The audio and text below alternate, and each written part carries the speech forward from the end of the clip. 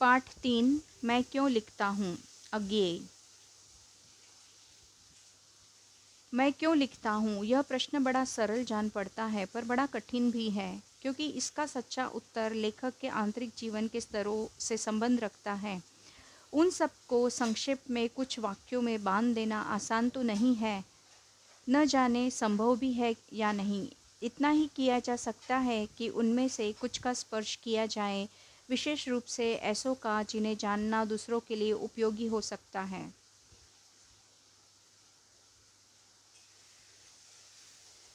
एक उत्तर तो यह है कि मैं इसलिए लिखता हूँ कि स्वयं जानना चाहता हूँ कि क्यों लिखता हूँ। लिखे बिना इस प्रश्न का उत्तर नहीं मिल सकता है। वास्तव में सच्चा उत्तर यही है। लिखकर ही लेखक उस अभ्यांतर विवशता को पहचानता है जिसके कारण उसने लिखा, और लिखकर ही वह उससे मुक्त हो जाता है। मैं भी उस आंतरिक विवशता से मुक्ति पाने के लिए तटस्थ होकर उसे देखने और पहचान लेने के लिए लिखता हूँ। मेरा विश्वास है कि सभी कृतिकार, क्योंकि सभी लेखक कृतिकार नहीं होते, न उनका सब लेखन ही कृति होता है, सभी कृतिकार इसीलिए लिखते हैं। यह ठीक है कि कुछ ख्याति मिल जाने के बाद कुछ बाहर की विवशता से भी लिखा जाता है, संपादकों के आग्रह से, प्रकाशक के तकाजे से, आर्थिक आवश्यकता से। पर एक तो कृतिकार हमेशा अपने सम्मुख ईमानदारी से यह भेद बनाए रखता है कि कौन सी कृति भीतरी प्रेरणा का फल है, कौन सा लेखन बाहरी दबाव का।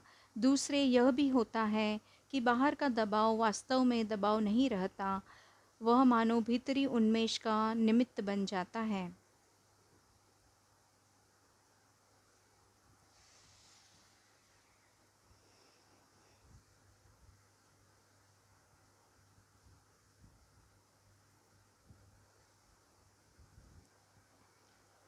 यहाँ पर कृतिकार के स्वभाव और आत्मानुशासन का महत्व बहुत होता है।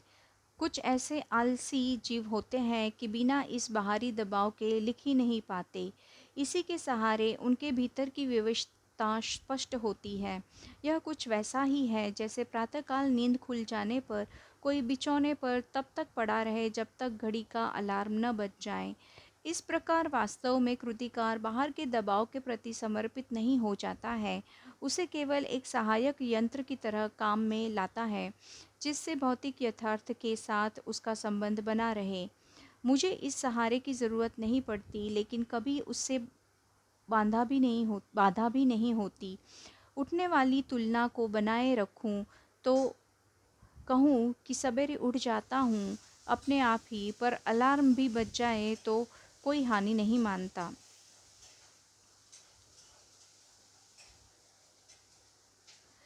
यह भीतरी विवशता क्या होती है, इसे बखानना बड़ा कठिन है। क्या वह नहीं होती, यह बताना शायद कम कठिन होता है, या उसका उदाहरण दिया जा सकता है। कदाचित वही अधिक उपयोगी होगा। अपनी एक कविता की कुछ चर्चा करूं जिससे मेरी बात स्पष्ट हो जाएगी। मैं विज्ञान का विद्यार्थी रहा हूँ। मेरी नियमित शिक्षा उसी विषय में हुई। अणु क्या होता है, कैसे हम रेडियम धर्मी तत्वों का अध्ययन करते हुए विज्ञान की उस सीढ़ी तक पहुँचे जहाँ अणु का भेदन संभव हुआ। रेडियम धर्मिता के क्या प्रभाव होते हैं, इन सब का पुस्तकीय या सैद्धांतिक ज्ञान तो मुझे था। फिर जब वह हिरोशिमा में अणु बम गिरा, तब उसके समाचार मैंने पढ़े और उसके परवर्ती प्रभावों का भी विवरण पढ़ता रहा। इस प्रकार उसके प्रभावों का ऐतिहासिक प्रमाण भी सामने आ गया। विज्ञान के इस दुरुपयोग के प्रति बुद्धि का विद्रोह स्वाभाविक था। मैंने लेख आदि में कुछ लिखा भी, पर अनुभूति के स्तर पर जो विवशता होती है वह बौद्धिक पकड़ से आगे की बात है, और उसकी तर्क संगति भी अपनी अलग होती है। इसलिए कविता मैंने इस विषय में नहीं लिखी। यूँ युद्धकाल में भारत की पूर्वीय सीमा पर देखा था कि कैसे सैनिक ब्रह्मपुत्र में बम फेंक कर हजारों मछलियाँ मार देते थे, जबकि उन्हें आवश्यकता थोड़ी सी ही होती थी, और जीव के इस अपव्यय से जो व्यथा भीतर उमड़ती थी, उससे एक सीमा तक अणुबम द्वारा व्यर्थ जीवनाश का अनुभव तो कर ही सका था। जापान जाने का अवसर मिला तब हिरोशिमा भी गया और वह अस्पताल भी देखा जहां रेडियम पदार्थ से आहत लोग वर्षों से कष्ट पा रहे थे। इस प्रकार प्रत्यक्ष अनुभव भी हुआ, पर अनुभव से अनुभूति गहरी चीज़ है, कम से कम कृतिकार के लिए। अनुभव तो घटित का होता है, पर अनुभूति संवेदना और कल्पना के सहारे पर सत्य को आत्मसात कर लेती है, जो वास्तव में कृतिकार के साथ घटित नहीं हुआ, जो आँखों के सामने नहीं आया, जो घटित के अनुभव में नहीं आया, वही आत्मा के सामने ज्वलंत प्रकाश में आ जाता है, तब वह अनुभूति प्रत्यक्ष हो जाता है। तो हिरोशिमा में सब देखकर भी तत्काल कुछ लिखा नहीं, क्योंकि इसी अनुभूति प्रत्यक्ष की कसर थी। फिर एक दिन वहीं सड़क पर घूमते हुए देखा कि एक जले हुए पत्थर पर एक लंबी उजली छाया है।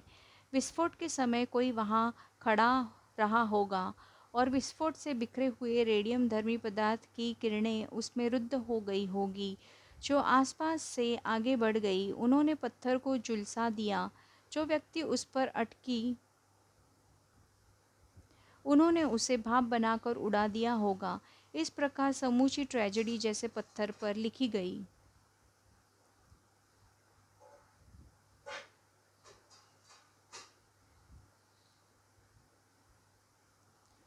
उस छाया को देखकर जैसे एक थप्पड़ सा लगा। अवाक इतिहास जैसे भीतर कहीं सहसा एक जलते हुए सूर्य सा उग आया और डूब गया। मैं कहूँ कि उस क्षण में अणु विस्फोट मेरे अनुभूति प्रत्यक्ष में आ गया।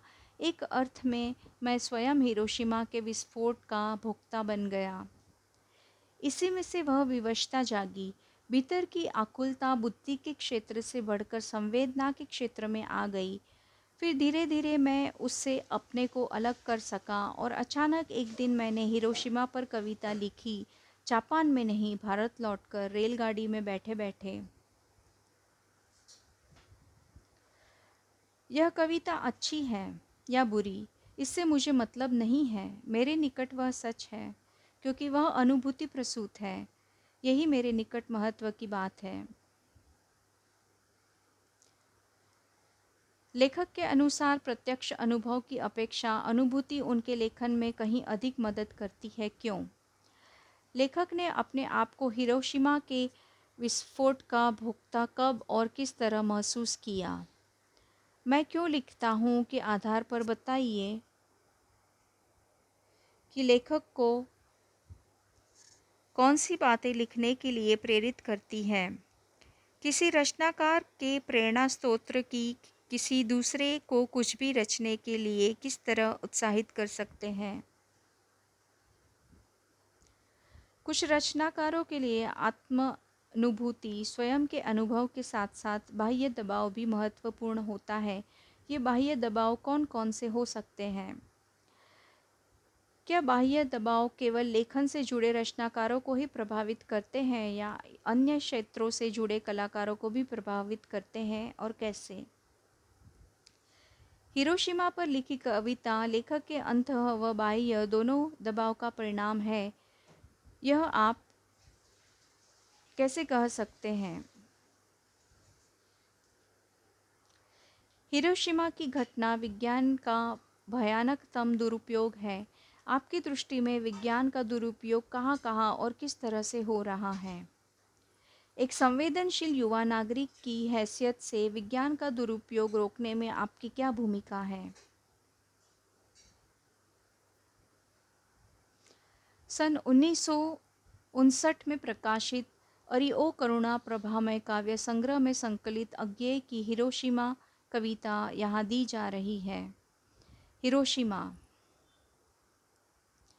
एक दिन सहसा सूरज निकला और क्षितिज पर नहीं, नगर के चौक। धूप बरसी पर अंतरिक्ष से नहीं, फटी मिट्टी से। छायाएं मानव जन की दिशाहीन, सब और पड़ी वह सूरज। नहीं उगा था पूरब में, वह बरसा सहसा बीचों बीच नगर के। काल सूर्य के रथ के पहियों के ज्यों अरे टूट कर बिखर गए हों दसों दिशा में।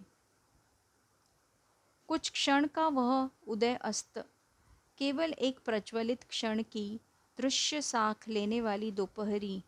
फिर छाया ये मानव जन की नहीं मिटी लंबी हो कर, मानव ही सब भाप हो गए, छाया ये तो अभी लिखी है झुलसे हुए पत्थरों पर, उजड़ी सड़कों की गच पर। मानव का रचा हुआ सूरज मानव को भाप बनाकर सोख गया, पत्थर पर लिखी हुई यह जली हुई छाया मानव की साखी है।